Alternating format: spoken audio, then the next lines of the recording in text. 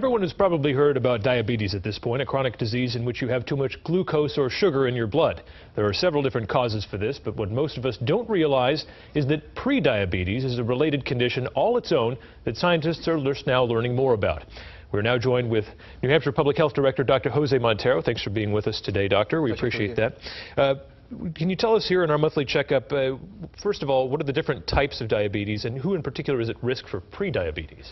Well, there are the classical types of diabetes. Diabetes 2, that is the one that is preventable.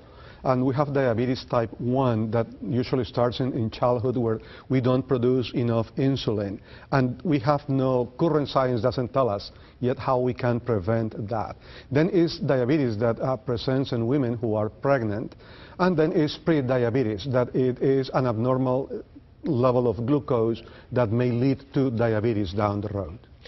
How many people right now have prediabetes? Is there a good ballpark figure on that? Well, based on national figures, we know that 1 in 3 adults may have prediabetes, and 1 in 2 over 65 will be prediabetic at this time. We know that diabetes is maybe one in each 10.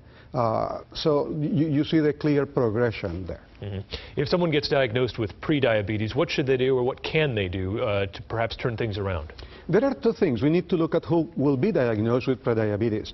And the risk factors are basically being somebody like me, an adult, maybe overweight, that doesn't exercise regularly for half an hour, more than 3 times a week.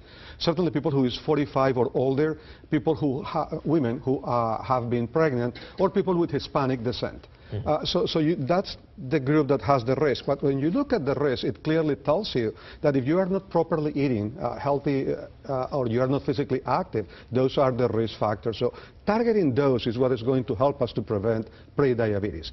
There are many places where you can go. You can do it on your own, but for those of us who may need that extra support, the National Diabetes Prevention Program is a great tool. You can have it at your local hospital or with many YMCAs. The national one has an excellent certified program that will help us through health coaching, learn how to eat, how to be more physically active, less stress in life. And it can be reversed, prediabetes? You can go back to a healthy lifestyle after, with that diagnosis? In most cases, yes. The answer is yes. If we get our biology under control, so we lose the weight and become more physically active, our metabolism becomes more effective and efficient, and chances are we will not develop diabetes. All right, Dr. Montero, thanks for the checkup. We always learn something new from Dr. Jose Montero.